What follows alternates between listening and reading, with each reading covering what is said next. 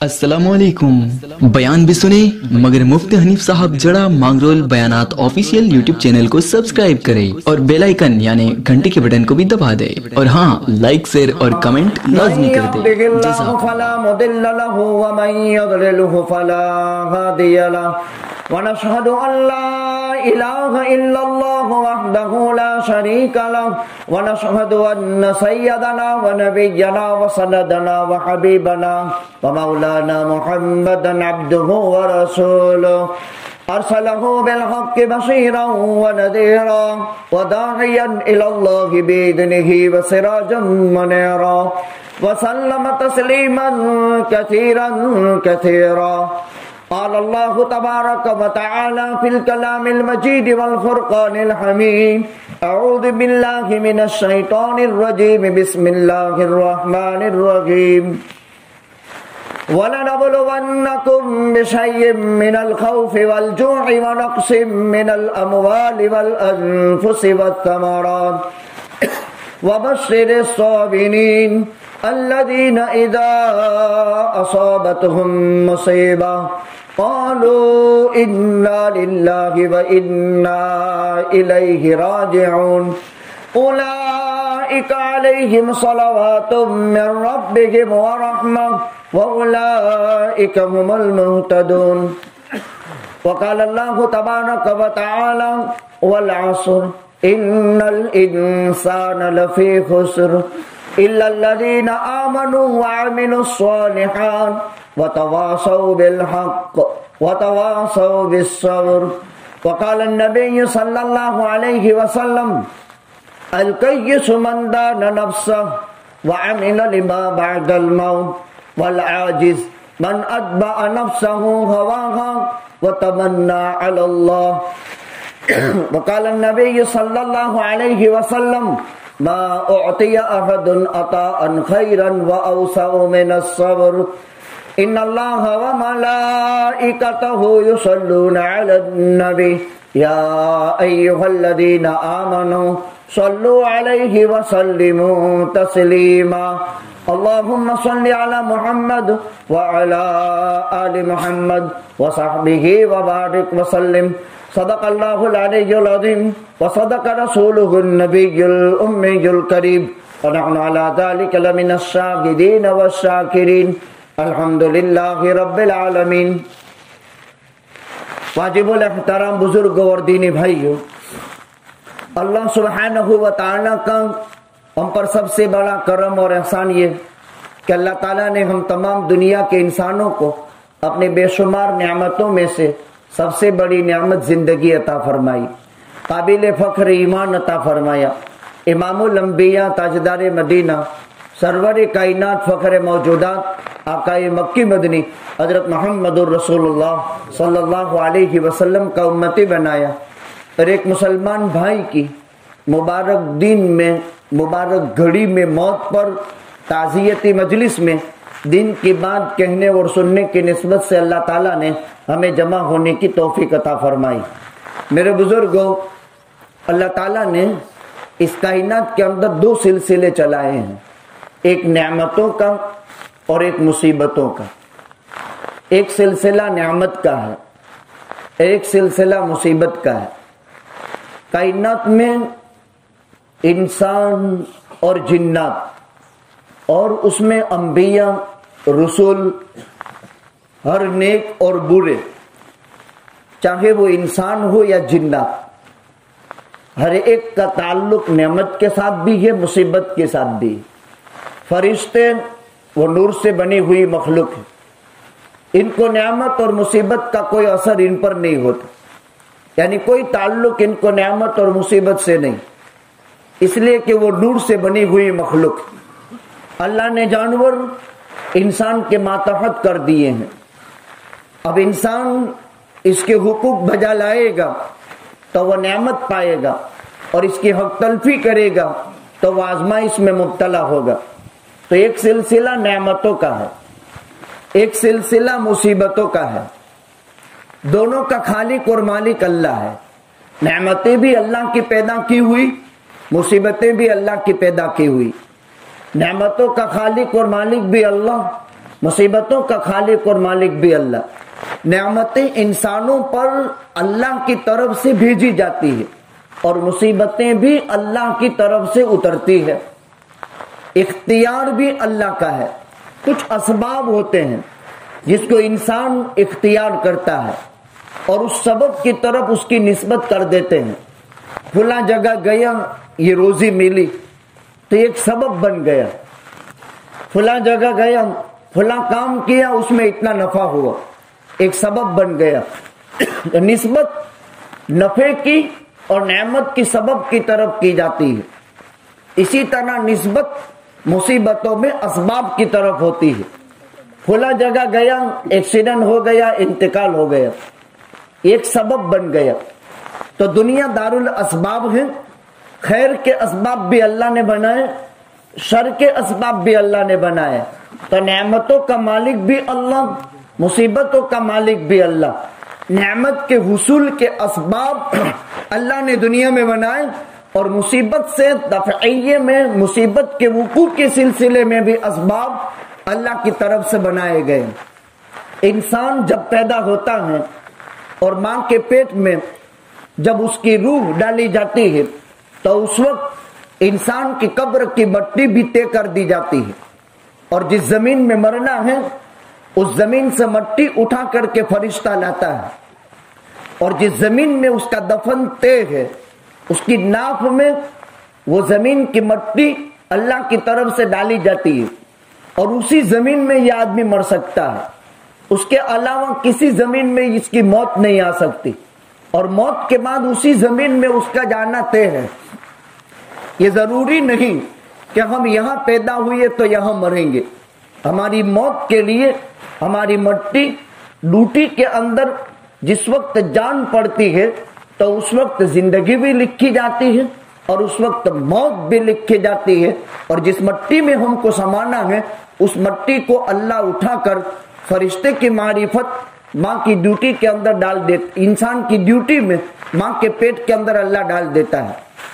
तो नेमत का खालिक भी अल्लाह, मुसीबत का खालिक भी अल्लाह। नेमतों का सिलसिला भी अल्लाह ने चलाया, मुसीबतों का सिलसिला भी अल्लाह ने चलाया। दोनों चीजें इम्तिहान का सबब है। नेमत भी इम्तिहान लाती है और मुसीबत भी इम्तिहान लाती है। दोनों लाइनों में इम्तिहान आता है। अल्लाह की तरफ से आजमाइश और कसौटी आती है। नेमतों के बाब में मुनइम हकीकी अल्लाह है। वो ये देखना चाहते हैं कि मेरा बंदा नेमत को खुदा बनाकर उसकी इबादत शुरू कर देता है या नेमतों के भेजने वाले अल्लाह पर उसकी निगाह होती है। एक आजमाइश है, एक कसौटी है। अल्लाह की जात पर उसका ध्यान हो तो ये इंसान नेमत में भी अल्लाह का बंदा बनकर के रहता है और मुसीबत में भी अल्लाह का बंदा बनकर के रहता है। क्या मतलब? नेमतों का खालिक और मालिक अल्लाह इंसान के लिए इज्जत, इंसान के लिए ओहदा, इंसान के लिए दौलत, इंसान के लिए रहने के लिए अच्छे मकान, पहनने के लिए अच्छे कपड़े, रोजी में बरकत, इसका खालिक और मालिक अल्लाह है। इन्नल्लाह हुवर रज़्ज़ाक़ु ज़ुल क़ुव्वतिल मतीन। रज़्ज़ाक़ अल्लाह की जात है। अच्छा, रोजियों का निजाम ऊपर से चलता है, कहीं भी रोजियों का निजाम नीचे से नहीं चलता।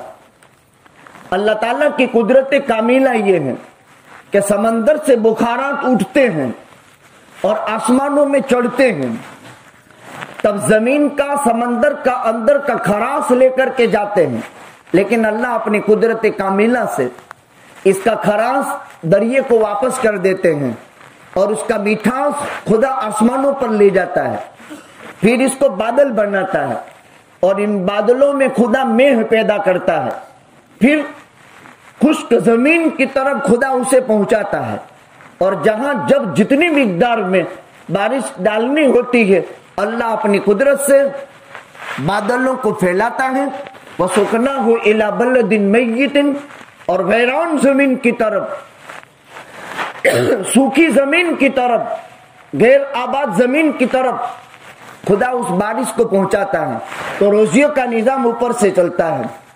وجعلنا من الماء كل شيء حي، پانی سے ہر چیز کو زندگی نصیب ہوتی ہے.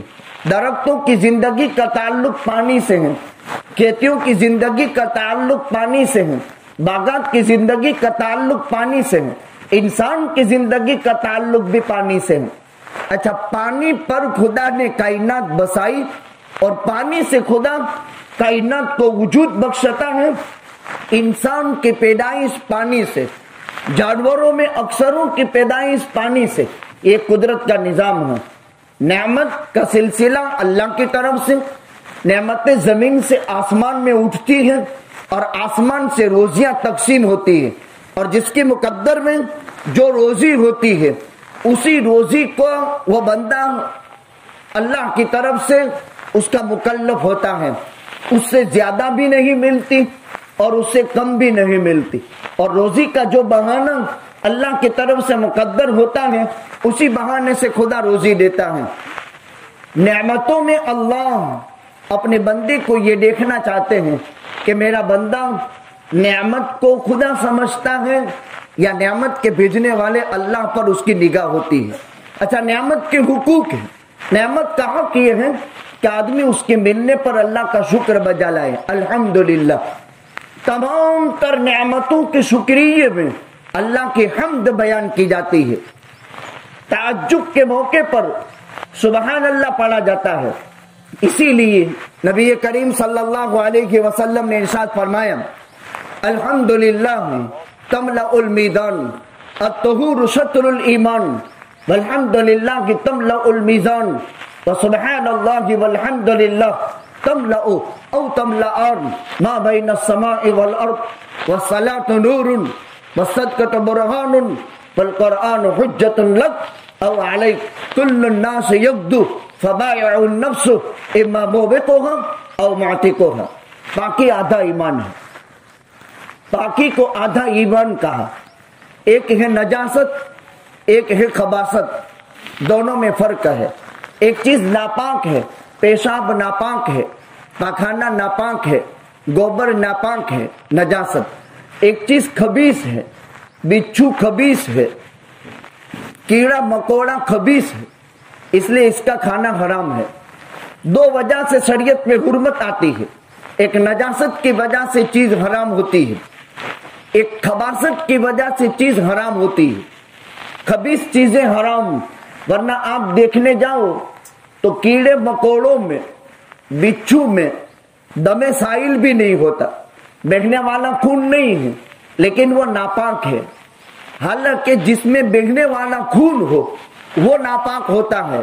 اسی لیے جانور کو ذبح کر کے بہنے والا خون نکال کر اس کے گوشت کو پاک کیا جاتا ہے. کیڑے مکوڑے میں یہ ترتیب نہیں ہے، حشرات الارض میں یہ ترتیب نہیں ہے، لیکن پھر بھی ناپاک ہے. اس کو نچوڑ دو، خون آئے گا ہی نہیں، نہ کیڑے مکوڑوں میں سے نہ بچھو میں سے، لیکن پھر بھی حرام ہے. کیوں؟ حرم علیکم الخبائث. اللہ نے خبیث چیز بھی حرام کی، اللہ نے نجس چیز بھی حرام کی. تو دو طریقے سے شریعت میں حرمت آتی ہے. ایک نجاست کی وجہ سے چیز حرام ہوتی ہے، ایک خباثت کی چیز وجہ سے چیز حرام ہوتی ہے. تو نعمتوں کا خالق اور مالک اللہ یہ دیکھنا چاہتے ہیں کہ میرا بندہ میری طرف نگاہ کرتا ہے یا نعمتوں کی طرف. نعمتوں کا شکریہ اللہ کی حمد سے. الطہور شطر الایمان، پاکی آدھا ایمان ہے. اسی لیے مسلمان کو کہا گیا اپنے کپڑے کو پاک رکھو، اپنے مکان کو پاک رکھو. پاک جگہ میں نماز ہوتی ہے، ناپاک جگہ میں نماز نہیں ہوتی ہے. مسلمان ناپاک رہتا نہیں ہے، مسلمان ناپاک ہو جاتا ہے، لیکن مسلمان ناپاک رہتا نہیں، فوراً پاکی حاصل کر لیتا ہے. پاکی کو آدھا ایمان کہا گیا ہے. اور قرآن کریم نے پاک باز لوگوں کی تعریف بیان کی. قوبا، آقا جب مکے سے مدینے کا سفر کیے تھے تو پہلے قوبا میں 6 دن قیام کیا تھا. یہاں ایک بستی آباد ہو گئی، اس کا نام قوبا ہے. وہاں آقا نے ایک مسجد کی بنیاد رکھی. لمسجد اسس علی التقوی من اول یوم احق ان تقوم فیہ فیہ رجال یحبون ان یتطہروا واللہ یحب المطہرین۔ اللہ تعالیٰ نے تعریف بیان کی کوبا والوں کی، وہ مسجد جس کی بنیاد پہلے دن سے تقوی پر رکھی گئی۔ اس سے قرآن کریم کی اس آیت سے کون سی مسجد مراد ہے؟ بعضوں نے کہا مسجد نبوی صلی اللہ علیہ وسلم، لیکن یہ پہلی مسجد مدینے میں نہیں تھی، پہلی مسجد مدینے میں قباء تھی، آپ نے وہاں قیام کیا تھا مسجد قباء۔ اسی لیے حدیث شریف میں ہے من تطہر من بیتہ ثم اتى مسجد قباء فصلى فيه ركعتين كان كأجر العمرہ۔ من تطہر من بیتہ، اپنے گھر سے وضو بنا کر آیا، چاہے پیدل چل کر کے آیا ہو چاہے سواری میں آیا ہو۔ نبی کریم صلی اللہ علیہ وسلم ہر سوموار کو اور ہر جمعرات کو مدینے سے پیدل چل کر کے قباء جاتے تھے، جب تک آپ بقید حیات رہے، اور جب تک کوئی سفر پیش نہیں آیا اور آپ مدینے میں ہو تو ہر سوموار اور جمعرات کو مدینے سے پیدل قباء جاتے تھے۔ 3 مرحلے کے فاصلے پر ہے، اور آپ وہاں جا کر 2 رکعت نماز ادا کرتے تھے، اور جو آدمی اتنا کام کر لے اس کو 1 عمرے کا ثواب ملتا ہے۔ آج حکومت نے مسجد نبوی کے گیٹ سے بسیں چلا دی ہے ہر جگہ، 3 درہم میں 3 ریال میں آپ مسجد قباء پہنچ جائیں اور ریٹرن 5 بھر دو تو آنا جانا بھی ہو جائے۔ 24 گھنٹے بسیں چلتی رہتی ہے ان کے اوقات میں، نظام مقرر میں، 5 ریال میں آنا جانا ہو جاتا ہے۔ آقا نے فرمایا من تطہر من بیتہ ثم اتى مسجد قباء فصلى فيه ركعتين كان كأجر العمرہ، 1 عمرے کا ثواب ملتا ہے۔ الطہور شطر الایمان، پھر آپ یہاں 6 دن قیام کیے، پھر یہاں سے آگے بنو سالم کے محلے میں پہنچے، جمعہ کا دن تھا، سوموار کو آپ داخل ہوئے تھے مدینے میں، جمعہ کا دن تھا، نماز جمعہ کا وقت ہو گیا۔ اسلام کی پہلی جمعہ بنو سالم کے محلے میں 100 آدمیوں نے آقا کے ساتھ پڑھی تھی، اسی لیے وہاں جو مسجد کی بنیاد پڑی اس کو مسجد الجمعہ کہتے ہیں۔ پھر یہاں سے آقا حضرت ابو ایوب انصاری کے مکان میں میزبان ہوئی، اور 1 مہینے تک ابو ایوب انصاری کے مکان میں آقا نے قیام فرمایا، ان کے لیے برکتوں کی دعا دی۔ اسی لیے حضرت ابو ایوب انصاری سن ہجری 54 تک یا سن ہجری 58 تک بقید حیات رہے، اور قسطنطنیہ میں جا کر حضرت ابو ایوب انصاری رضی اللہ تعالیٰ عنہ کی مزار بنی۔ خیر، الطہور شطر الایمان، تاکہ آدھا ایمان، ہر نعمت کا شکریہ، والحمدللہ تملأ المیزان۔ 1 مرتبہ کسی مسلمان نے کہہ دیا الحمدللہ تو ترازو کے 1 پلڑے کو بھر دے گا، ترازو کا 1 پلڑا، ہر چیز ناپنے کے ترازو الگ الگ ہے، انسان کے اعمال تولتا ہے اللہ، تولے گا۔ وَنَزَعُ الْمَوَازِينَ الْقِسْطَ لِيَوْمِ الْقِيَامَةِ، قیامت کے دن انسانوں کے اعمال تولے جائیں گے۔ اب کہتے ہیں عمل تو دکھتا نہیں، میں بولتا ہوں لیکن آپ سنتے ہیں، بولنا بند کر دیں، یا جو میں بول چکا اس کو آپ پکڑنا چاہیں تو ہاتھ سے پکڑ نہیں سکتے، مشین سے پکڑ سکتے ہیں لیکن ہاتھ سے پکڑ نہیں سکتے، تو اس کا جسم تو ہے نہیں کہ جو پکڑا جائے۔ اللہ تعالیٰ اعمال کو حسین صورت دیتا ہے، عمل کو حسین صورت دیتا ہے۔ کسی آدمی نے مسجد بنا دی دنیا میں، اللہ نے اس کے لیے جنت میں گھر بنا دیے۔ کسی مسکین کو ننگے کو کپڑا پہنا دیا، اللہ اس کے لیے جنت کا ریشم پہنائیں گے۔ بھوکے کو کھانا کھلا دیا، اللہ اس کو جنت کے پھل کھلائیں گے۔ پیاسے کو پانی پلا دیا، اللہ اس کو جرحی کے مختوم میں سے پلائیں گے۔ عمل کی صورت بدل جاتی ہے۔ دنیا میں جو عمل کیے آخرت میں وہ ثمرات اور سیلوں کی صورت اختیار کر لیتے ہیں۔ تمام نعمتوں کا شکرانہ ایک بول ہے الحمدللہ، بس اتنا بول دیا تو ترازو کا 1 پلڑا بھر جائے گا۔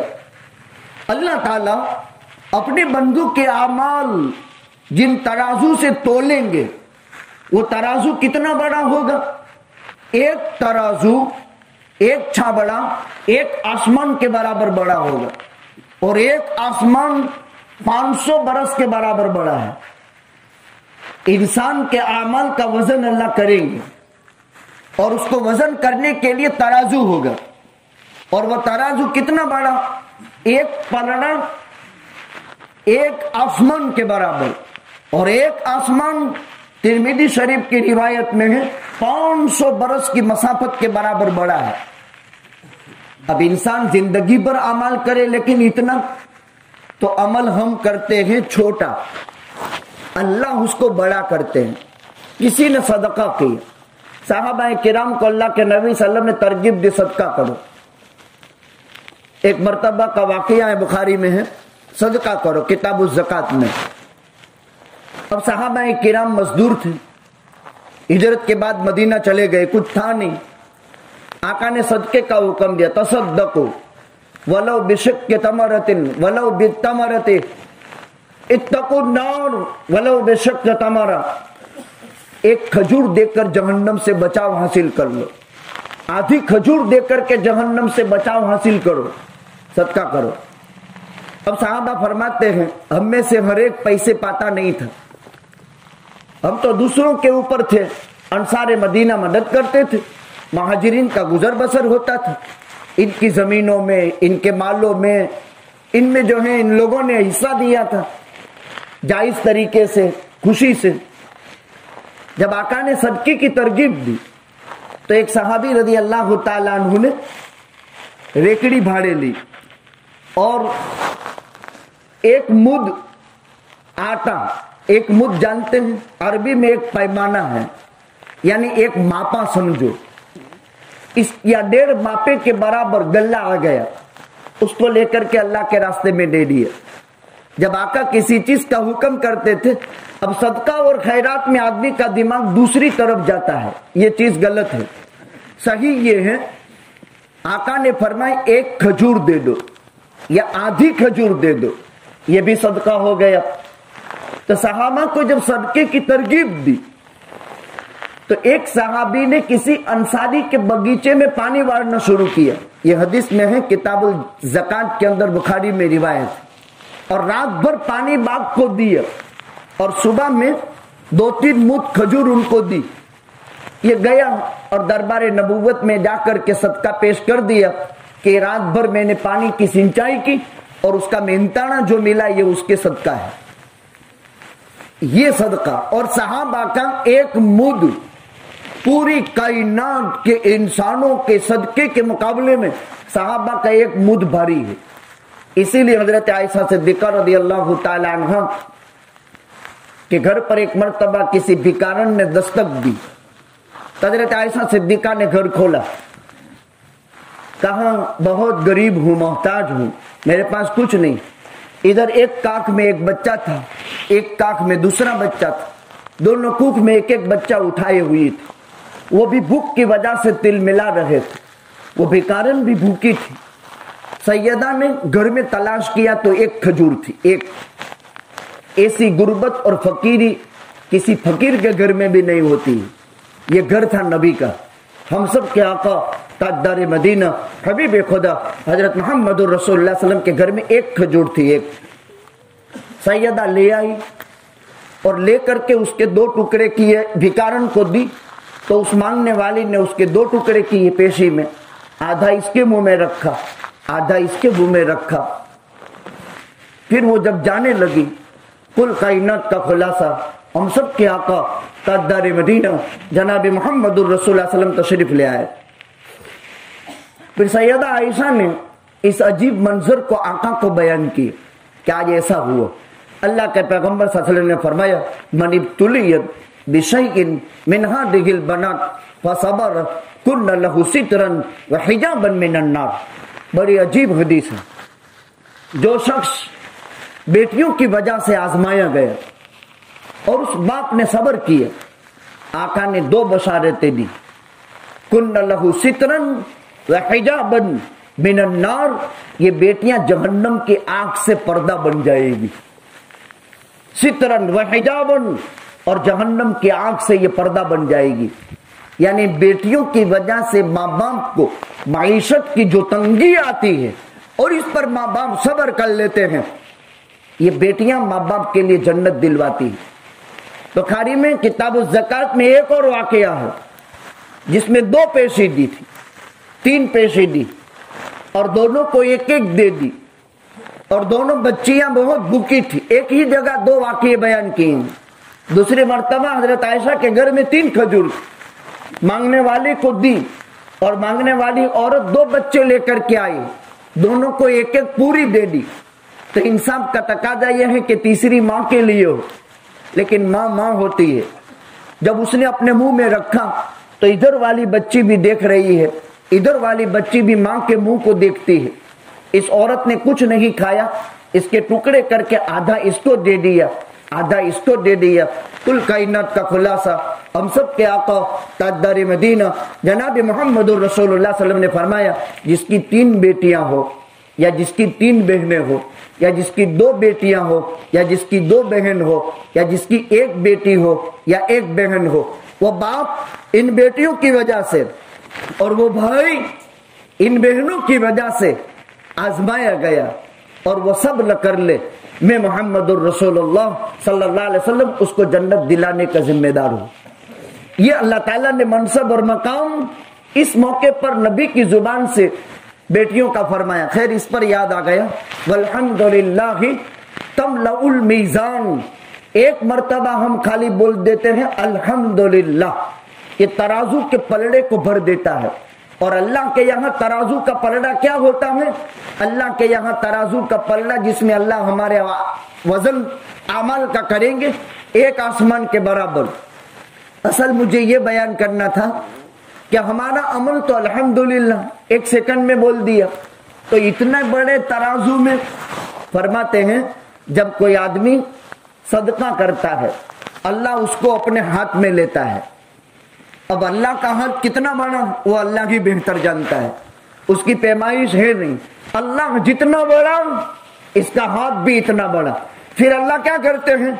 उसकी तरबियत करते हैं, इसको परवान चढ़ाते हैं, इसको बड़ा बनाते हैं और बड़ा बनाकर अल्लाह उसको मीज़ान अमल में रखता है। वल्हम्दुलिल्लाह तमलउल मीज़ान व सुब्हानल्लाह वल्हम्दुलिल्लाह तमलउ औ तमलआन मा बैन समाई वल अर्द। किसी मुसलमान ने कहा सुब्हानल्लाहि व बिहम्दिही, या कहा सुब्हानल्लाह अल्हम्दुलिल्लाह, तो जमीन से आसमान तक की खाली जगह अल्लाह सवाब से भर देते हैं। तो सुब्हानल्लाहि अल्हम्दुलिल्लाह तमलउ औ तमलआन मा बैन समाई वल अर्द। एक सुबहान अल्लाह या सुबहान अल्लाह अल्हम्दुलिल्लाह दोनों मिला करके कहे तो जमीन से आसमान तक की खाली जगह 500 बरस की मसाफत में है। और ये 500 बरस की मसाफत पूरी कायनात की एक बंदे के एक मर्तबा सुबहान अल्लाह और अल्हम्दुलिल्लाह कहने पर अल्लाह सवाब से भर देते हैं। वस्सलातु नूर, नमाज मोमिन के लिए नूर है। वस्सदक़तु बुरहान, सदका कयामत के दिन दलील है। वल कुरान हुज्जतुन लक, कुरान इंसान के फायदे के लिए गवाह है, दलील है, या इंसान पर हुज्जत बन करके कुरान दलील बनेगा। खैर, नेमतों का सिलसिला अल्लाह ने चलाया। खालिक और मालिक अल्लाह की जात है। हज़रात अंबिया किराम अलैहिमुस्सलातु वस्सलाम नेमतों से नवाजे गए। हजरत दाऊद, हजरत सुलेमान, जिनका बयान कुरान करीम की 6 सूरतों में है, इजमाल में भी है, तफसील में भी है।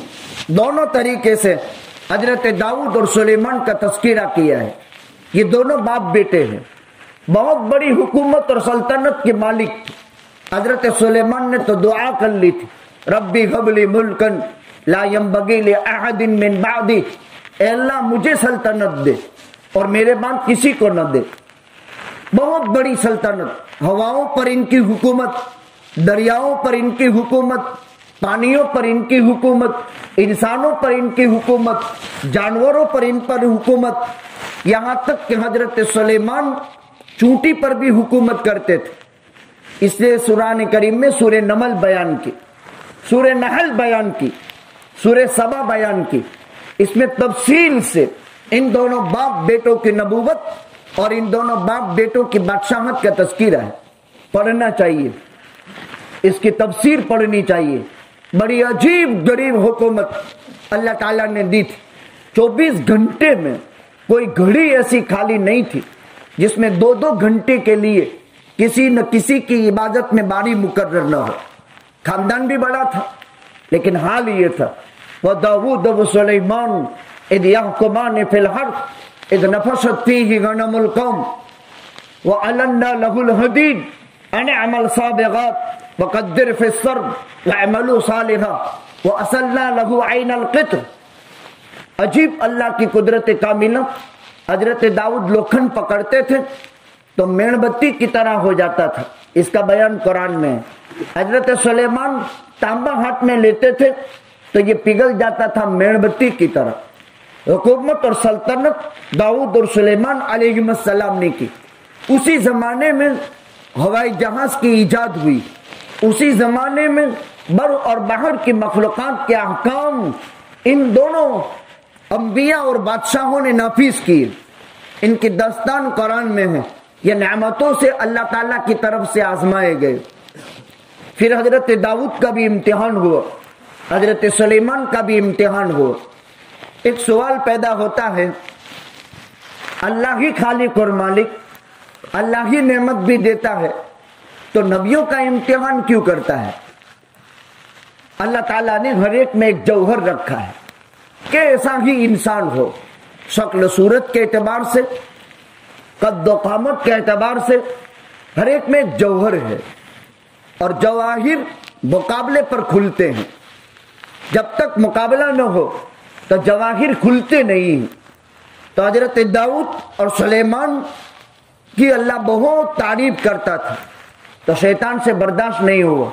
پھر حضرت داؤد پر حالات آئے، حضرت سلیمان پر حالات آئے، حضرت ایوب پر حالات آئے۔ ان حالات کا بیان قرآن کریم میں ہے۔ دوسرا سلسلہ مصیبتوں کا ہے۔ انسان آزمایا جاتا ہے مصیبتوں سے، کبھی خوف سے، کبھی بھوک سے، کبھی پھلوں کی کمی سے، کبھی جانوں کی کمی سے، کبھی کسی عزیز قریب کی موت سے۔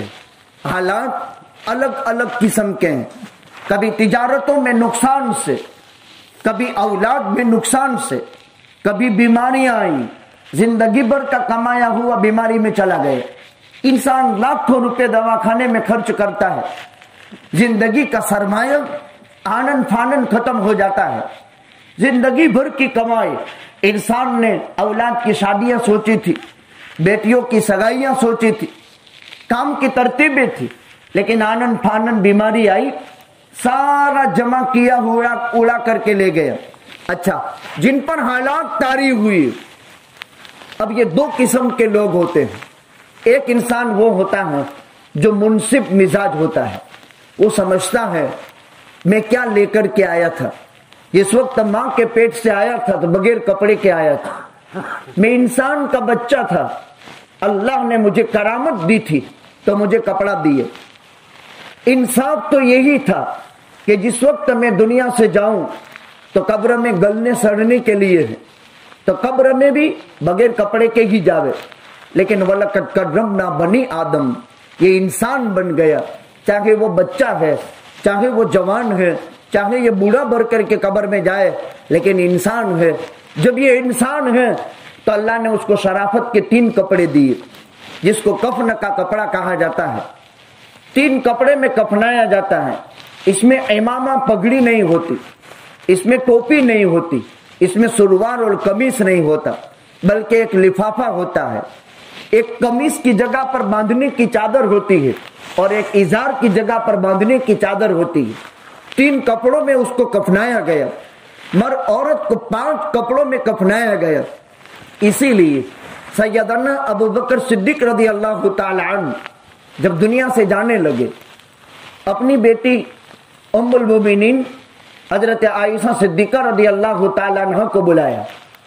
آپ کو اندازہ ہے کہ ہم سب کے آقا تاجدار مدینہ حبیب خدا حضرت محمد رسول اللہ صلی اللہ علیہ وسلم جب اللہ سے ملاقات کے لیے جانے والے ہیں، یعنی آپ دنیا سے رخصت ہونے والے ہیں، اپنی بیٹی کو بلایا۔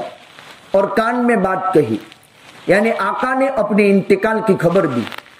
بیٹی کسی کی بھی ہو زار و قطار رونے لگی، چونکہ باپ کی جدائی کا وقت تھا۔ پھر آقا نے کچھ دیر کے بعد اپنی بیٹی کو یوں قریب کیا اور ادھر بات کی تو حضرت فاطمہ ہنس پڑی۔ ام المومنین حضرت عائشہ صدیقہ رضی اللہ تعالی عنہ، جو ہم سب مسلمانوں کی ماں ہیں، اللہ کے نبی کی چہیتی بیوی ہے، ابو بکر صدیق کی لاڈلی بیٹی ہے، انہوں نے حضرت فاطمہ کو بلا کر کے کہا کہ یہ وقت رونے کا تو سمجھ میں آتا ہے، ہنسنے کا نہیں ہے، تم کیوں ہنسی؟ تو کہا مجھے میرے باپ نے بلا کر کے کہا کہ بیٹی، ہر زندہ کے لیے موت ہے، ہر زندگی کے لیے فنا ہونا ہے، اللہ سے ملاقات کا وقت آ چکا ہے، میں دنیا سے رخصت ہونے والا ہوں۔ تو ظاہر بات ہے بیٹی روئے گی۔ کہاں ہنسی؟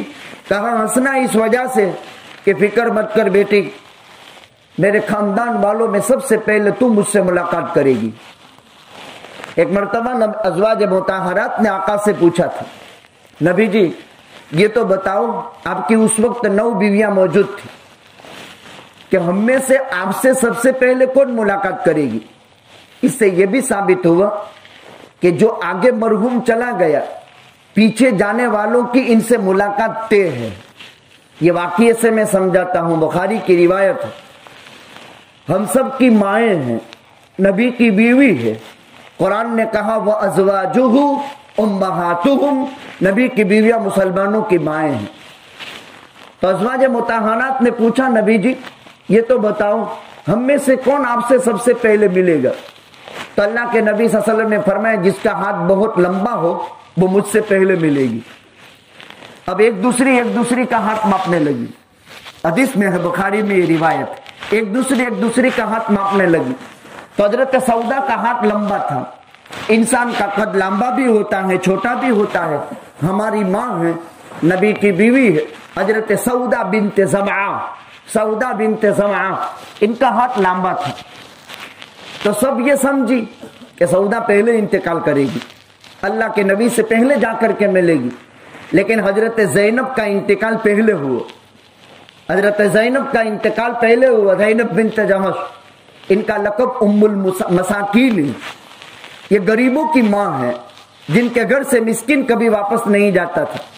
تو حضرت زینب کا پہلے وصال ہوا، تب ازواج مطہرات نے کان پکڑے کہ وہ ہاتھ لمبی سے ظاہری ہاتھ مراد نہیں، بلکہ دینے میں جس کا ہاتھ لمبا ہو یہ مراد ہے، دینے میں جس کا ہاتھ لمبا ہو یہ مراد ہے۔ خیر میں وہ واقعہ ذکر کر رہا تھا کہ ام المومنین حضرت عائشہ صدیقہ رضی اللہ تعالی عنہ وحی کی آدھے علم کی مالک ہے، اللہ کے پیغمبر صلی اللہ علیہ وسلم کی چہیتی بیوی ہے، ابو بکر صدیق کی لاڈلی بیٹی ہے۔ پوچھا تو کہا میرے باپ نے اپنے انتقال کی خبر دی، اس وجہ سے مجھے رونا آ گیا۔ معلوم یہ ہوا کہ انسان جو پہلے چلا گیا، بعد میں جانے والے، جس وقت یہ قبر میں دفنا کر کے ہم چلے جاتے ہیں تو ان کا اجتماع ہوتا ہے، یہ سب جمع ہوتے ہیں، ہم جتنے یہاں زندہ ہیں ان کے حالات بھی پوچھے جاتے ہیں، جو باقی رہ گئے ان کے حالات بھی پوچھے جاتے ہیں، اور جو پہلے چلے گئے تو وہ جانے والا ان کا حال پوچھتا ہے کہ وہ کہاں ہیں، اگر نظر نہیں آتا۔ یہ باتیں اس لیے ہے کہ قبرستان کی اہمیت دل میں پیدا کریں۔ اب وہاں جا کر یہ مجمع نے سن لیا تو وہاں جا کر ہم غور کریں گے کہ یہ لوگوں کے جمع ہونے کا ہے تو اس کو کتنا خوبصورت بنانا چاہیے۔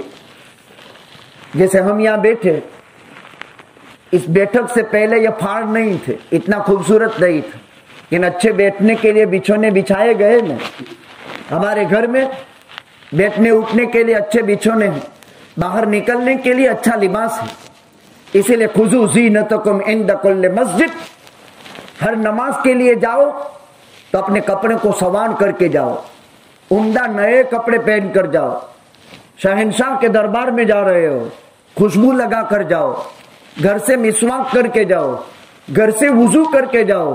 جو آدمی گھر سے اچھے عمدہ کپڑے پہن کر مسجد گیا مسواک کر کے گیا, خوشبو لگا کر گیا, ہر قدم پر ایک نیکی ملتی ہے, ہر قدم پر ایک گناہ معاف ہوتا ہے, ہر قدم پر ایک درجہ بلند ہوتا ہے. اب مسجد سے جتنا قریب دور, صحابہ کے مکانات مدینہ منورہ کے 1 میل کے فاصلے پر مسجد نبوی کے تھے, تو سب مکان بیچ کر کے مسجد نبوی کے قریب آنے لگے. آقا نے فرمایا کیوں؟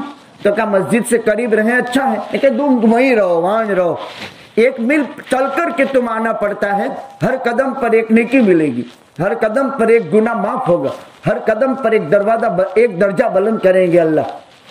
تو 5 وقت مسلمان مسجد کے لیے آتا ہے, کپڑے اچھے پہن کر. اسی لیے کپڑے میں بدبو ہو یا جسم میں بدبو ہو اور ایسی بدبو کہ کسی کو نفرت ہو, تو اس پر جماعت کی نماز معاف ہے. وہ مسجد میں جماعت کے ساتھ نماز نہیں پڑھ سکتا. کیوں؟ 2 وجہ سے. اس سے انسانوں کو تکلیف ہوتی ہے اور اس سے فرشتوں کو تکلیف ہوتی ہے. اور خدا نخواستہ کسی کو ایسی بیماری لگ گئی کہ جس بیماری میں جسم سے پسینہ چھوٹتا ہے بدبودار, تو جب تک اس کا علاج نہ ہو تب تک مسجد میں جماعت کی نماز اس پر معاف ہے, اکیلا نماز پڑھے گا. چونکہ یہ آدمیوں کو تکلیف دیتا ہے, یہ فرشتوں کو تکلیف دیتا ہے, چونکہ فرشتے نماز میں حاضر ہوتے ہیں. ہم جب امام کرتا ہے غیر المغضوب علیہم ولا الضالین, ہم کہتے ہیں آمین.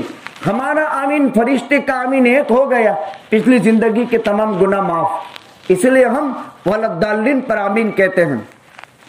تو حضرت عائشہ صدیقہ رضی اللہ تعالی عنہ ام المومنین ہے, صدیقہ بنت صدیق ہے, عفیفہ کائنات ہے, زبردست مقام ہے. اللہ کے پیغمبر صلی اللہ علیہ وسلم کی چہیتی بیٹی. جب حضرت فاطمہ کا وصال ہوا, پھر آقا نے فرمایا تم سب سے پہلے مجھ سے ملو گی. اس پر حضرت فاطمہ تو زہرا رضی اللہ تعالی عنہ ہنس پڑی تھی. اللہ سبحانہ و تعالی مصیبتوں سے امتحان کرتے ہیں, جواہر کھولتے ہیں. ہر ایک میں جوہر ہے, مقابلے کے وقت جواہر کھلا کرتے ہیں. جب مصیبت آتی ہے تو انسان اگر صبر کر لے, دھارس باندھ لے, اپنے نفس پر کنٹرول کر لے, طبیعت کے خلاف آنے والے حالات پر ضبط کر لے, تو یہ حالات گزر جانے والی چیز ہے. مصیبت کے دن ختم ہو جانے والے ہیں, راحت کے دن آنے والے ہیں. اور اللہ کا ضابطہ ہے ایک تکلیف کے بعد 2 راحتیں ضرور آئے گی. اسی لیے اللہ تعالیٰ نے سورہ علم نشرح اتاری. علم نشرح لک صدرک ووضعنا عنک وزرک الذی انقض ظہرک ورفعنا لک ذکرک فإن مع العسر یسرا ان مع العسر یسرا. ایک مرتبہ نبی جی جب بہت عاجز آ گئے, مکہ والوں کی تکلیفوں سے, پریشانیوں سے, گالیوں سے, اولاد کے بابت تانے. جب حضرت ابراہیم کا انتقال ہو گیا, عبداللہ اور قاسم دنیا سے چلے گئے, تو مکہ کے مشرکوں نے کہنا شروع کر دیا یہ وانجھیا ہو گیا محمد, نعوذ باللہ. اور جس کا نسب نہیں چل سکا اس کا دین کیا چلے گا, اس کا نام لینے والا دنیا میں کوئی باقی نہیں رہے گا. اللہ نے سورہ کوثر اتاری, نام تمہارا ختم ہوگا, نام میرے نبی کا باقی رہے گا. ایک مرتبہ نبی نڈھال ہو گئے. 1000 آیت قرآن میں ہے, 1000, جس نے پیغمبر کے صدمے پر خدا نے پیغمبر کو ابھارا اور تسلی دی. تو ایک موقع تھا, آقا نے اللہ تعالیٰ سے درخواست کی, اے اللہ آپ نے ابراہیم کو خلیل بنایا, موسیٰ کو کلیم بنایا, عیسیٰ کو روح بنایا, مجھ محمد الرسول اللہ کو کیا دیا؟ اس پر اللہ نے سورت اتاری, الم نشرح لک صدرک ووضعنا عنک وزرک الذی انقض ظہرک ورفعنا لک ذکرک. اللہ نے 3 نعمتیں بیان کی, 3 نعمتوں کا تذکرہ کیا, آپ کو شرح صدر عطا کیے. الم نشرح لک صدرک ووضعنا عنک وزرک, نبوت کی ذمہ داری کا کمر توڑ دینے والا بوجھ اللہ نے آپ پر ہلکا کر دیا, آپ کا نام کائنات میں روشن کر دیا. فَإِنَّ مَعَ الْعُسْرِ يُسْرًا إِنَّ مَعَ الْعُسْرِ يُسْرًا. ایک مصیبت کے بعد 2 راحتیں آنے والی ہیں. इसीलिए किसी अरबी शायर ने कहा, इज़ा शद्दत बिकल बलवा फफक्किर फी अलम नशरा फउसरुन बैन युसरैन इदा फक्करतहु फफरह। जब किसी पर हालात सूरह अलम नशरा में गौर करे। इसीलिए उलमा ने लिखा है कि हालात में 41 मरतबा सूरह अलम नशरा पढ़े, अल्लाह ताला उस सख्ती को खत्म कर देंगे, उस मुसीबत को दूर कर देंगे। जानों में हालात है, मालों में हालात है, फलों में हालात है, रोजगार में हालात है, लेकिन इंसान हाय वावेला जो मचाता है, तो आज से 30 साल पहले के हालात देखे, आज से 25 साल पहले के हालात देखे। क्या इस कौम के पास ये सवारियां थी? क्या इस कौम के पास रहने के इतने पक्के मकानात थे? आज से 30 साल पहले क्या ऐसे कारोबार थे? शुक्र तो है ही नहीं कि पहले 30 साल पहले कुछ नहीं था। एक इंसान मजदूरी करता है, आज अल्लाह ने उसको खाता पीता कर दिया, लेकिन एहसास दिल में हो कि कल को भी मजदूर था, दर बदर की ठोकरें खाता था, आज अल्लाह ताला ने मुझ पर एहसान फरमाया, इस नेमत का शुक्रिया बजा लाया। इसीलिए देखो, हम रमजान के महीने में एक काम करते हैं। वो काम क्या है? रमजान ईद से 3 दिन पहले, 10 दिन पहले, 5 दिन पहले फितरा अदा करते हैं। हर एक इंसान फितरा देता है। ईद की रात में बच्चा ईदगाह जाने से पहले पैदा हो गया, उसका भी फितरा देना पड़ता है। हनफिया में ये वाजिब है, अइम्मा सलास में ये फर्ज है, फितरा देते हैं। इसकी एक हिकमत क्या है कि जो फकीर रोजाना दर दर की ठोकरें खाता है, आज ईद के दिन तो वो किसी की दर की ठोकर न खावे। इसलिए इस्लाम का नुक्ता ये है, और इस्लामी मुआशरे में ये जेब नहीं देता कि ईद के दिन कोई मांगे। इसलिए इस्लाम ने यह नुक्ता बताया कि पहले से इसकी ईद का इंतजाम करो। और फितरा गरीबों की ईदी है। जैसे हमारे यहाँ न्याणियों की ईदी होती थी ना, ये फकीरों की ईदी है। अगर न्याणियों की ईदी किसी ने छोड़ दी है तो शुरू कर दो। ये रस्म रिवाज नहीं है, ये पाकीदा मुआशरे की बहुत खूबी की निशानी है। इधर उधर का कोई मौलवी आपसे बयान करे तो उसकी बात मत मानो। हम जो बात करते हैं दलाइल से करते हैं। मैं आपको दलील देता हूं, बुखारी शरीफ, न्याणियों की ईदियां शुरू कर दो, इसमें फायदा है। ये नहीं कि चलो रस्म रिवाज है, नहीं बड़ी, इसमें क्या है? इसमें सब कुछ है, इसी में फायदा है, इसी में मोहब्बत है। गरीबों की ईदी है, ईदी। अभी मैंने सबक पढ़ाया, वो नुक्ता आपको भी इस सबक में आ गया, इसलिए मैं पेश कर देता हूं। गरीबों की ईदी है। इस्लाम पाकीदा मुआशरे की तश्कील देता है। चलो रोजाना तो दर दर की ठोकरें खावे, लेकिन ईद के दिन दर दर की ठोकरें न खावे। इसकी घर में भी ईद हो तो ईदगाह जाने से पहले, हजरत अब्दुल्ला इब्न उमर 2 दिन पहले दे देते थे, क्योंकि इबादतें मालिया हैं, उसमें एडवांस जायज है, ताकि उसके घर में इंतजाम हो। अच्छा, देंगे क्या? खाली गेहूं देते हैं तो आधा सा, यानी 1 किलो 666 ग्राम। घर के वडील देगा सबकी तरफ से। घर में पागल औलाद है तो उसकी तरफ से भी देनी पड़ेगी, अल्लाह हिफाजत फरमाए। खुदा न खास्ता पागल औलाद है तो उसकी तरफ से भी देने का। इस्लामी सल्तनत में कोई गुलाम हमारा है तो उसकी तरफ से भी आका देगा। सदकातुल फित्र दिया जाता है। गेहूं देता है तो आधा सा। जवार बाजरा मकाई, जौ तो चलता नहीं, अब जवार बाजरा मकाई देता है तो 1 सा 3.5 किलो। किशमिश देता है तो 3.5 किलो किशमिश, और इसमें भी खजूर या किशमिश दे तो 3.5 किलो।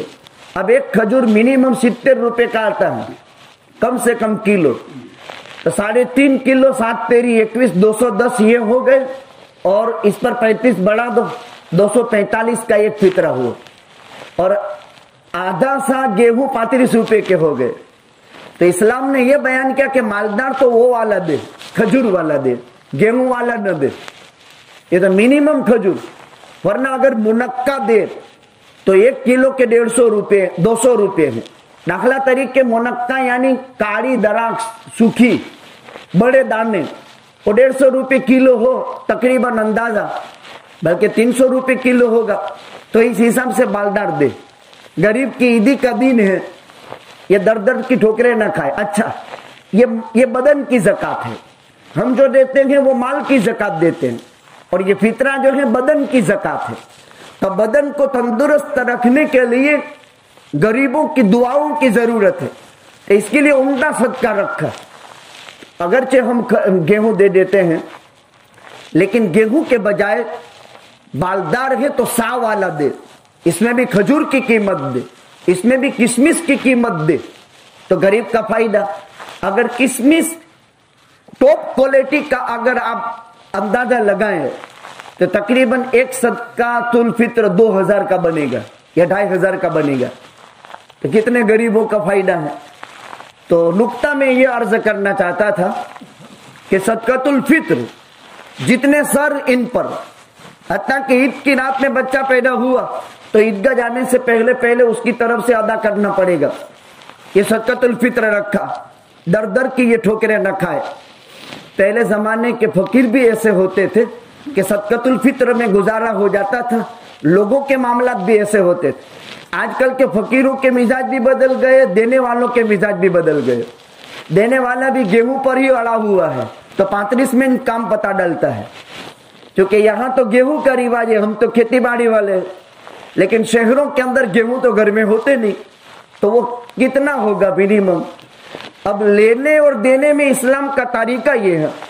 हजरत मुआज इब्न जबल, अबू मूसा अशअरी, दो सहाबी हैं। मुआज पूरे सहाबा में सबसे पहले मुफ्ती है। अअलमुहुम बिल हलाल वल हराम मुआज इब्न जबल, सबसे बड़े मुफ्ती सहाबा में मुआज थे। अबू मूसा अशअरी बहुत बड़े इंसान हैं। आका मदीने से इनको भेज रहे हैं मुल्क शाम। मदीना से बाहर रुखसत करने गए, मुआज ऊपर है, आका ऊंट की रस्सी पकड़कर आगे आगे जा रहे हैं।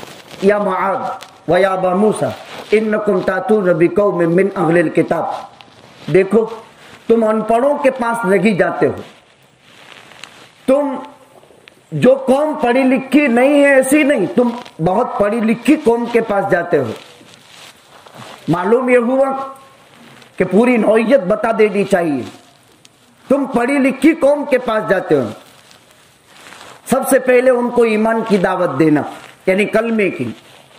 अगर कबूल कर ले फिर नमाज की दावत देना, कबूल कर ले फिर उनसे कहना कि तुम पर तुम्हारे मालों की ज़कात फर्ज है।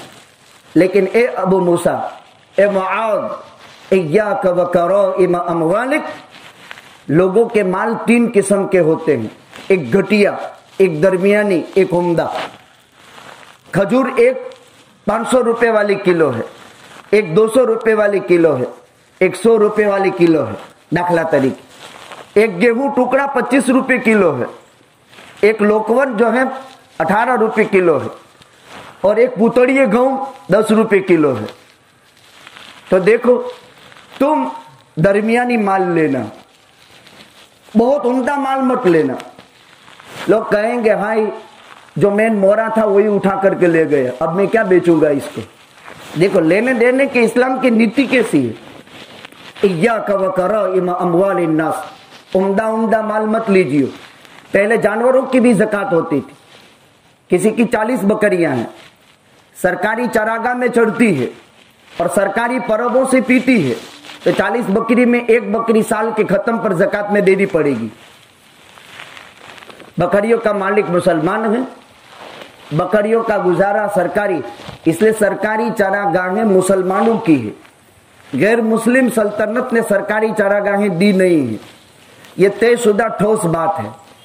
जब से दुनिया बनी है तब से आज तक कोई एक आदमी ऐसा दावा दायर कर दे, सबसे पहले इस्लामी सल्तनत के हुक्काम ने ये गौचर नाम दिया है, ये गलत है। इस्लामी चिरागाह जहां जानवर चरा करते थे, अंबिया के जमाने में भी, हजरत सालेह की कौम में भी यही सिलसिला था। कुरान पढ़ोगे तो अंदाजा होगा, कुरान में सारी बातें हैं। तो सरकारी चरागाह में वो चरती हो तो 40 बकरी में एक बकरी, 5 ऊंट में एक बकरी। अच्छा, सरकारी चरागाह से चरे, अगर खुद के माल से गुजारिश हो रही है, गुजारा हो रहा है तो नहीं। सरकारी चरागाह में चर करके गुजारा हो रहा है तो 40 बकरी में 1 बकरी। अच्छा, अगर नहीं दिया तो उसके मालिक पर चढ़ करके कयामत के दिन इसको रोंदेगा और कुचलेगा और मारेगा, और वो ऊंट उसकी गर्दन पर बिठाया जाएगा, वो बकरी उसकी गर्दन पर बिठाई जाएगी। खैर, एक बात कहने के लिए मैंने किस्सा दोहराया, इय्याका व कराइम अमवालिन नास, लोगों के बहुत उम्दा माल लेने से बचियो, दरमियानी माल ज़कात में वसूल किया जाए। अब देने का भी अदब ये है, फकीर की जरूरत किस में पूरी होती है फौरी तौर पर? उसके घर में खाना है लेकिन उसके बच्चे के कपड़े नहीं है, तो फितरे में कपड़े दिला दे। टाइटल अपना जो है कैलकुलेट कर ले कि हम पर 10 आदमी हैं घर में, 12 आदमी हैं, 15 आदमी हैं। अब 15 दूने 30 किलो गेहूं हुए, अब 15 दूने 30, 15 तेरी 45, खजूर इतना ज्यादा हो गया। अब कितने फकीरों का काम बन जाएगा? तो लेने देने के शरीयत के ज़ाब्ते हैं, शरीयत के उसूल है, इन उसूल और ज़ाब्तों से काम किया जाएगा। खैर, बात कहां से कहां चली गई। एक मुसीबत का सिलसिला है। मुसीबत में आदमी वक्ती है, टाइमप्रेरी है, एक समय लेकर के आती है, वो समय चला जाता है तो चली जाती। इसीलिए अरबी शायर ने कहा, इज़स्तद्दत बिकल बलवा फफक्किर फी अलव नशरा फउसरुन बैन युसरैन इदा फक्करतहु फफरा। एक तकलीफ के बाद 2 राहतें आएगी, तयशुदा बात है। माल में हाल आया, औलाद में हाल आया, बीवी बच्चों में हाल आया, कमाइयों में हालात आए, ये वक्ती है, टाइम गुजर जाएगा, ऑटोमेटिक ये चीज खत्म हो जाएगी, फिर अल्लाह राहतों के दरवाजे खोलेगा। हम कुछ इस्लाही बातें भी कर देते हैं। कब्रिस्तान हर पीर जुमेरात को जाया करो, बल्कि उम्मत का 25 से 20% तबका रोजाना कब्रिस्तान की जियारत करना चाहिए। इनका हक है, इनको हमारा इंतजार है, वो हमको पहचानते हैं। हमारे यहाँ रिवाज बहुत कम है। हम दुनिया के दिगर मुल्कों में गए हैं तो वहाँ असर के बाद का वक्त कब्रिस्तान के लिए लोग बाज़ाब्ता बैठने जाते हैं कब्रिस्तान। अच्छा, कब्र दफना दी, पाट ढक दी, इसकी बेहुरमती ना हो, उसका एहतिमाम किया हमने, ऊपर पत्थर डाल दिया, चादर बना दी। अब इसके ऊपर 3-3 पत्थर खड़कना किस लिए है? ये तो कोई अकल में आने वाली बात नहीं। बस हमने कब्र बनाई है, कब्र में से मुर्दा, अब उसकी बेहुरमती न हो, कोई जानवर कोई चीज उसको नुकसान न पहुंचाए, एक पत्थर की चादर कर दी। अब ये जो चादर बनाई है उस पर फूल बो दो, खुशबू महकेगी, इसको भी फायदा, हमको भी फायदा, उस पर कांटा नहीं उगेगा। पुरानी जितनी कब्रें हैं इसमें क्या है, पहले ये रिवाज था, एक पत्थर, दूसरा पत्थर, तीसरा पत्थर, टोडला बनाते थे। अब जाकर के देखो, अक्सर वो कब्रें धंस गई हैं, अंदर चली गई। क्यों? रेती है ना नीचे। पहले तो टुकड़े पत्थरों कब्रों में वापरते थे, टुकड़े टुकड़े पत्थर वापरते थे, और उसमें भी सांधे मारते थे गारों के, और वो अब वो सारी कब्रें अंदर चली गई। अच्छा, इसको कोई देखने वाला तो है नहीं, साफ करने वाला तो है नहीं। देखो, ये नहीं एक इस्लाह की बात, समझदारी की बात। अगर समाज जनरल अपने पैसे से करता है तो भी पूरे कब्रिस्तान का अहाता साफ करने में, मोटी मोटी सफाई करे भी 30,000 35,000 से कम पैसा नहीं जाता है। खैर, हमें इनके ऊपर मोहब्बत है, इनसे रहम है, बाप है, भाई है, चचा है, मामू है, खाला है, फूफी है, औलाद है, तो जानना चाहिए इनकी दिल जमई हो, इनकी तबीयत में खुशी पैदा हो, वो हमारे इसाले सवाब और सदके मोहताज है। हम इनके लिए पढ़ पढ़ करके कुछ पेश कर सके। खाली 3 कुल तो आदमी पेश कर सकता है, वो हमको पहचानता है, इस पर इतनी खुशी होती है। जिंदों को कोई देने से इतनी खुशी नहीं होती जितनी, और उनको हमारा इंतजार है, वो हमारे बहुत मोहताज है। एक फायदा उनका है, दूसरा फायदा हमारे दिल नरम पड़ेंगे। जो दिलों में सख्ती है वो नरमी में बदलेगी। सारी कायनात पर भी अगर हुकूमत हो, लेकिन एक दिन छोड़ करके इसी 2 गज जमीन के अंदर जाकर के दफना जाना है, कोई लेना देना नहीं। जैसे और चले गए, हमें भी जाना है। तो वहां जाने के बाद अब इस पर ऊपर से 3 थर जो है, अब कौन उठाएगा? अगर समाज उठा ले, लोग बेसमझी में कहेंगे ये तो कब्र भी उपाड़ ले दी। ऐसी कोई बात नहीं है। कब्र की अजमत दिल में रखना है। और उस मरने वाले की पिछले हफ्ते में 15 दिन में 2 कब्रें, एक 15 साल पुरानी और एक 20 साल पुरानी खोली गई। 15 साल वाली में कफन भी ऐसा न ऐसा था और 20 साल वाली में मरहूम भी ऐसा न ऐसा था। तो कितने अच्छे लोग सोए हुए हैं। हमको तो लोगों की बुराइयों पर निगाह है, अच्छाइयों पर तो, इसलिए कि इंसान की आंख बुराई देखती है, इंसान की आंख कभी भलाई नहीं देखती। कितने अल्लाह के बरगुज़ीदा बंदे सोए हुए हैं, तो क्या वहां जाना नहीं चाहिए? इसलिए मैंने अभी साथियों से कहा कि इसको फूलों का बागीचा बना दो, यानी अजीब किस्म के फूल छोटे छोटे। अब ऐसा नहीं, अब किसी ने बो दिया तो बड़े बड़े एल्डे बो दिए। अब कोई आदमी बो देता है तो बहुत बड़े बड़े करोड़ के झाड़ बोल दे, वो तो अंदर घुसेगी और कब्र को फाड़ेगी। कुछ खुशनुमा पौधे उस पर बो दिए जाए फूल वाले, तो क्या होगा? वो हरा भरा बगीचा रहेगा। अच्छा, कांटे उगेंगे नहीं, कांटे उगना ये मुसीबत है। तो एक चीज जिसकी तरफ एक लबगिया ये फिक्रिया। अब बाद लोग मेरी बात सुनकर मुझ पर भी आएगा, अभी तो कहेंगे मुझे तो कि ये तो फूल डालने का मना करते नहीं, ये मौलवी कैसा है? मैं भाई फूल डालने का आपको कहता रही हूँ कि फूल डालो। मैं तो ये बात बताना चाहता हूँ, देखो ये सफेद कपड़ा पर मेला नहीं हुआ तब तक मेरे नबी ने फरमाया कि वो तस्बीह पढ़ता है। हम इसलिए नहीं डालते हैं कि इसको कब्र में अजाब हो रहा है, नाउज़ुबिल्लाह। हम एक गलती की इस्लाह के लिए, एक मफसदे के दूर करने के लिए एक भलाई पैदा कराना चाहते हैं। इस एतकाद से हम नहीं डलवा रहे हैं कि उसको कब्र में अजाब हो रहा है, तुम्हारे फूल बोने से उसकी कब्र में से अजाब खत्म हो जाएगा। हम एक मफसदे को दूर करने के लिए कि लोग खबरगिरी करें, हफ्ते में 2 मरतबा कम से कम जाए तो पानी भी डाले फूलों में ताकि वो जिंदा भी रहे, और ये कांटों का मजमुआ एक फूलों का गुलदस्ता बन जाए।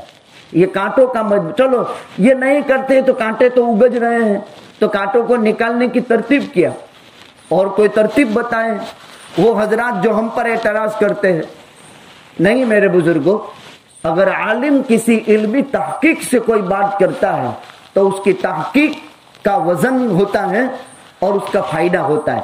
आप जाना कब्रिस्तान, आज ही चले जाना, ईदगाह के बाजू में जो नवा पट्टा है उसको देखना समाज की तरफ से, और पुराना ऊपर ढसे पर जाकर देखना, कितना बड़ा फासला है। अच्छा, अब लोग बांस तो ऐसे अड़े हुए हैं कि आयत कब्र बंद से, यानी जो जगह उसने तय की। हमने अंदाजा किया, गलत भी हो सकता है तखमीना, ढसे के पुरानी कब्रों में 15 से 20% कब्रें ऐसी है कि बनाने वाले भूल गए हैं कि ये खाली ही कि भरेली है, या तो उसने घर का वकील था, किसी को बताया नहीं और वो मर गया, अब किसी को मालूम नहीं कि ये खाली है। यानी ऐसी कब्रें हैं जिनका कोई वारिस नहीं है, खाली कब्रें भी पड़ी हुई है। बनाने वाला या तो जगह भूल गया, या बनाने वाले ने किसी को बताया था तो वो भूल गया। तो 15% कब्रें तो ऐसी है पुरानी कब्रिस्तान में कि जिसकी मतलब यह है कि बनी हुई है, दफन नहीं हुआ, वो कब्र भूल गए हैं। इसीलिए खबरगिरी करनी चाहिए, देखते रहना चाहिए।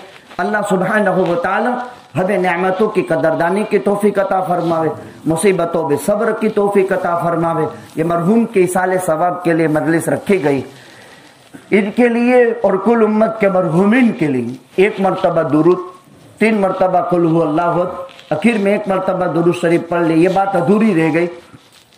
जो वधारे के पत्थर है इसको हम अपनी जिम्मेदारी से हटा सकते हो, अपने खुद जा करके हटा ले, एक तरफ कर दे और फूल बो दे, बहुत अच्छा लगेगा।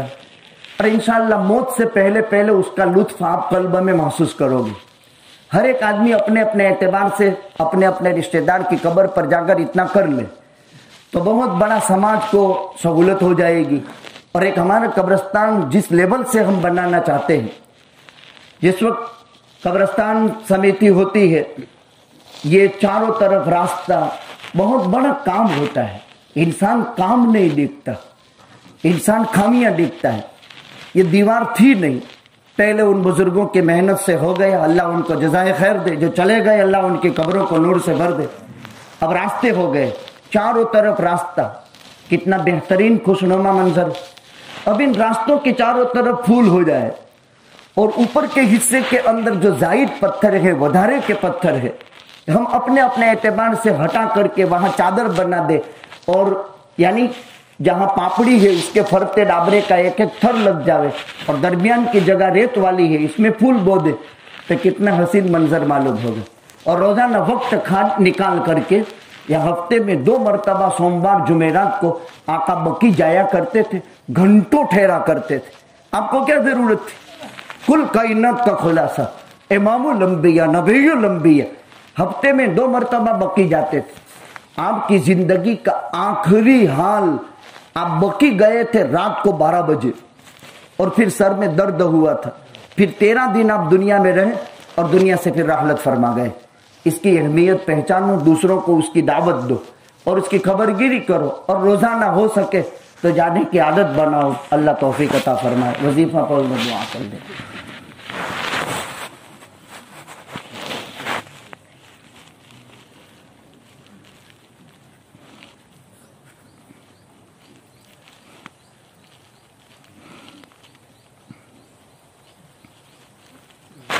بسم اللہ الرحمن الرحیم. اللہم صلی علی محمد وعلی آل محمد کما صلیت علی ابراہیم وعلی آل ابراہیم انک حمید مجید. اللہم بارک علی محمد وعلی آل محمد کما بارکت علی ابراہیم وعلی آل ابراہیم انک حمید مجید. اللہم لک الحمد حمدا کما یلیق بجلال عظمتک وعظیم سلطانک یا اول الاولین ویا آخر الاخرین ویا راحم المساکین ویا ذا القوة المتین. ظلمنا انفسنا فإن لم تغفر لنا وترحمنا لنكونن من الخاسرین. اے اللہ ہم تمام کائنات میں بسنے والی انسانیت کو ہدایت نصیب فرما, گمراہی سے حفاظت فرما, آپ کی معرفت کا نور عطا فرما, آپ کی ذات عالی سے تعلق عطا فرما, کامل ایمان عطا فرما, خشیت و تقوی نصیب فرما.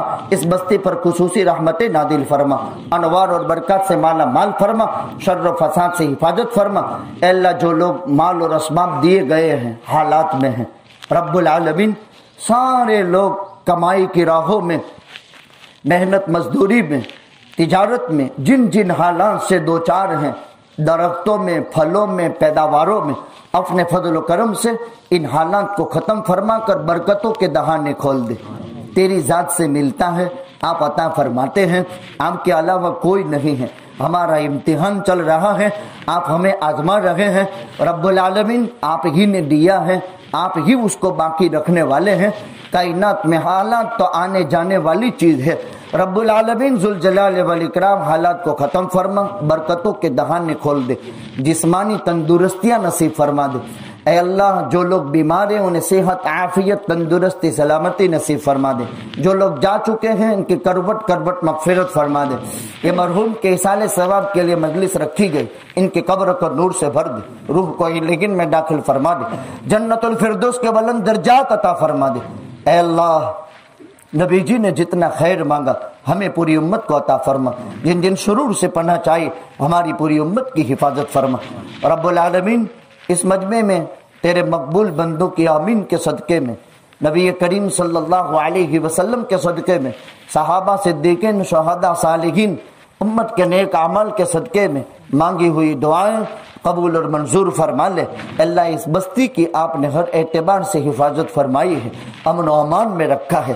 اللہ صبح قیامت تک اپنا خصوصی فضل شامل حال فرما, اپنے اور بیگانوں کے مظالم سے ہر فرد امت کی حفاظت فرما.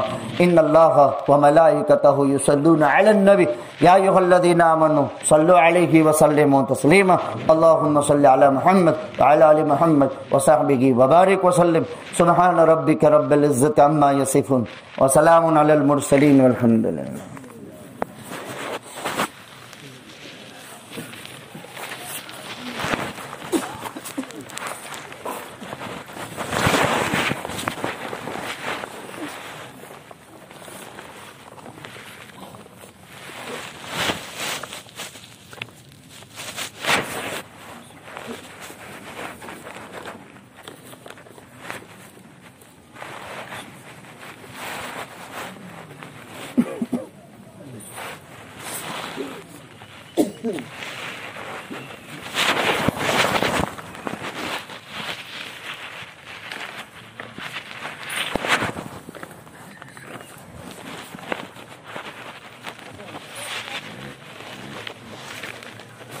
ہیں